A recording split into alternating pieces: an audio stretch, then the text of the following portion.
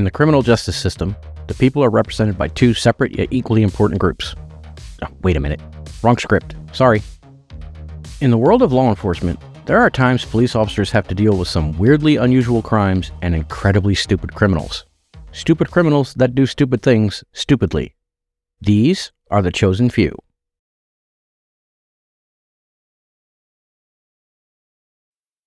Meet Zachary Schmidt. In August of 2016, the then 25-year-old was cruising Interstate 78 in Pohatcong Township, New Jersey, in his white Jeep Grand Cherokee. At around 10 p.m., Mr. Schmidt activated blue emergency lights installed on his vehicle, flashed a placard emblazoned with the New Jersey State Police logo, and attempted to pull over another vehicle. Strangely enough, the other vehicle refused to stop. Why, you ask? Well, that car was being driven by an off-duty New Jersey State Trooper. After a few minutes, that trooper was able to contact a dispatcher about the situation, which led to an on-duty state trooper from the Perryville station locating and making a traffic stop of Schmidt and his faux police car. During the traffic stop, it was discovered that the placard with the New Jersey State Police logo that Schmidt was flashing as if it was a badge also had a Pennsylvania State Police logo on the other side. Chances are he either planned to cross into Pennsylvania and try something similar, or he already had and wasn't caught, although that couldn't be proven. I've seen a lot of unmarked police cars in my time. If you know what to look for, they're fairly easy to spot, but having a now retired cop as a father kind of gave me an advantage in that respect. Not once in my 30-plus years of driving, however, have I seen a Jeep Grand Cherokee used as a police vehicle, marked or unmarked. I'm not saying they're not out there, just that I've never seen them. The moral of the story is don't pretend to be a cop if you aren't one, especially since the person you may try to pull over just might be an actual cop. Zachary Schmidt was arrested and charged with impersonating a public servant, and that's how Zachary Schmidt became part of the chosen few.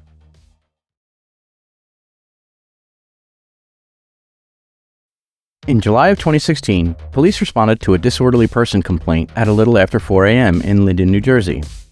When they arrived on scene, they found 27-year-old Kyle Chambliss sitting in a vehicle and talking loudly on his cell phone.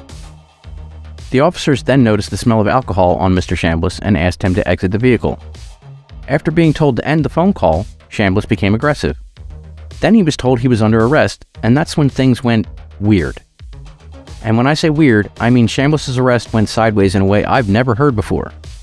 Before I tell you how it went sideways, however, I want to stress that this is absolutely 100% true. In an apparent attempt to avoid arrest, Chambliss told officers he had to defecate. And, then he did. Right there. In his own pants. You cannot make this stuff up. His attempt was unsuccessful, so he resorted to using regular violence to resist arrest, striking one officer in the chest and kicking another in the leg before being pepper sprayed, then handcuffed. Kyle Chambliss was charged with resisting arrest, disorderly conduct, 2 counts of aggravated assault on a police officer, and was later found to have contempt warrants out of 3 separate New Jersey jurisdictions: Somerset County, Union County, and Bound Brook.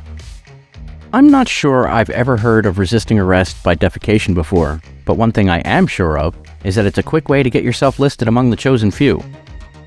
And for the record, this Kyle Chambliss is not, I repeat, he is not the Kyle Chambliss that is or has been an adjunct professor at Camden County College.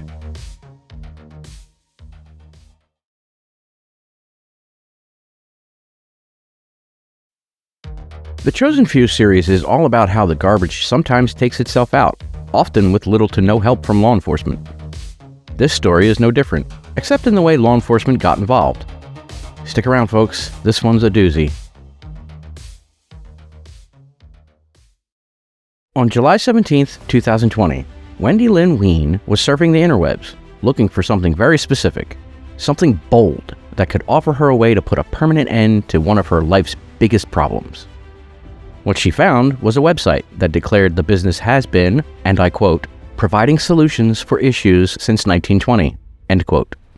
This website offers free consultations, proclaims its users' privacy is sacrosanct, features customer testimonials extolling the service, and even proudly announces that it's in full compliance with HIPAA.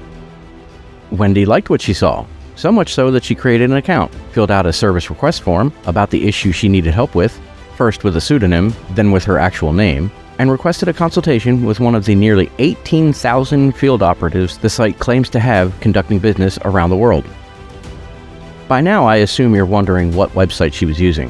What website could possibly put a permanent end to her biggest problem? For those who don't already know the story and how ridiculous it actually is, the website is called rentahitman.com. It's an obviously satirical website, but Wendy clearly didn't pick up on the plain-as-day clues. Clues like being HIPAA compliant. It's not the HIPAA you're used to hearing about, however, which deals with healthcare privacy. The HIPAA the website talks about is something completely different.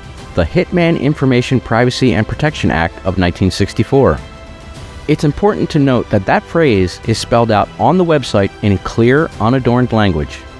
How anyone thought this was a website that actually allowed someone to hire a legitimate hitman is utterly beyond me. After she filled out and submitted the service request form, the owner of the website asked Wendy 2 questions. Do you still require our services, and would you like to meet up with a field operative? When she answered in the affirmative, the website's owner turned her information over to the Michigan State Police. A meeting with an undercover state trooper posing as a hitman was then arranged, during which Wendy offered a total of $5,000 to have her ex-husband permanently ended, with a $200 down payment. She also provided her ex-husband's home and work addresses, along with his work schedule. After handing over the down payment, Wendy Lynn Wein was immediately arrested and charged with solicitation to commit murder, and later charged with using a computer to commit a crime. In January 2022, Wendy pleaded guilty to both charges and received 7 to 20 years in prison, with credit for the 545 days she had already served between her arrest and sentencing. To believe you can hire an actual hitman from a normal website that literally anyone can access at any time is an unbelievably smooth-brained move. It's just mind-boggling to me, and also immediately qualifies Wendy Lynn Wein for the chosen few. And just so you know, this will not be the last time I talk about the Rent a Hitman website in connection to a stupid criminal, and the next one might just be worse.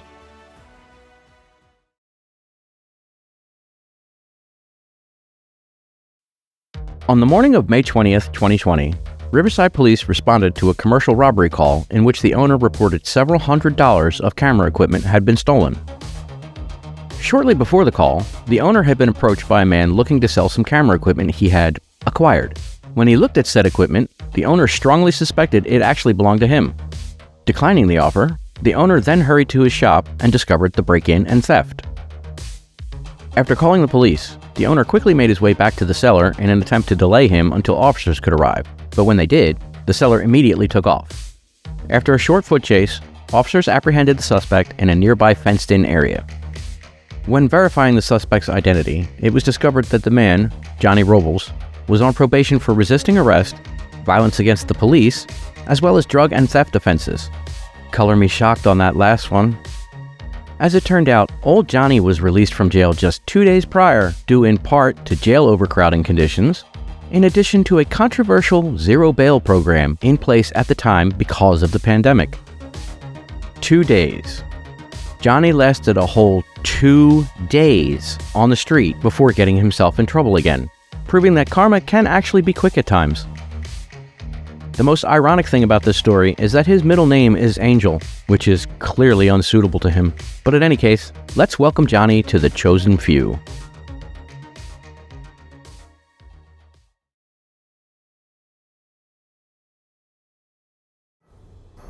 The general public tends to believe that most crimes occur at some distance from the offender's home.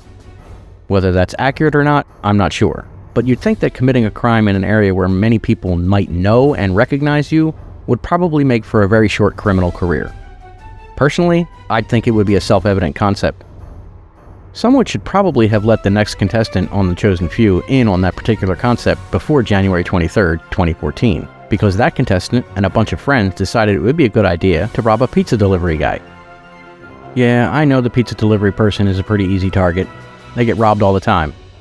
It never happened to me when I delivered for Pizza Hut, thank God, but it did happen to at least 2 of my coworkers. Not like this, though. Pizzas were ordered. Pizzas were made. Pizzas were sent out for delivery to a nearby trailer park in Tuscaloosa, Alabama.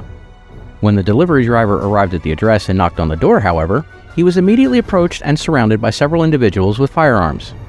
Those individuals then proceeded to rob the driver of all the money he had on him, including his personal money and wallet. They even stole the pizzas. I mean, if you're going to rob someone, you might as well get the whole kit and caboodle, right?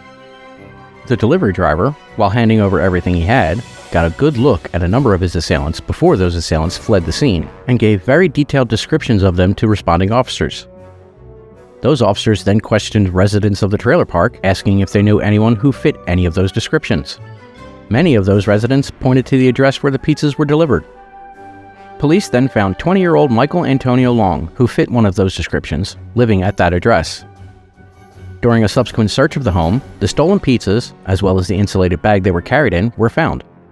Long was arrested and charged with 1 count of first-degree robbery. I can find no information about any arrests of the other people involved, but more arrests were expected at the time. What kind of smooth brain orders pizza, then robs the delivery person from their own address? I know, I just answered my own question, but seriously, this isn't rocket science. I swear, every time I ask if people can get any dumber, they actually seem to be taking it as a challenge. At any rate, please welcome Michael Antonio Long to the Chosen Few. And please, like the video, share it, and subscribe or follow for more.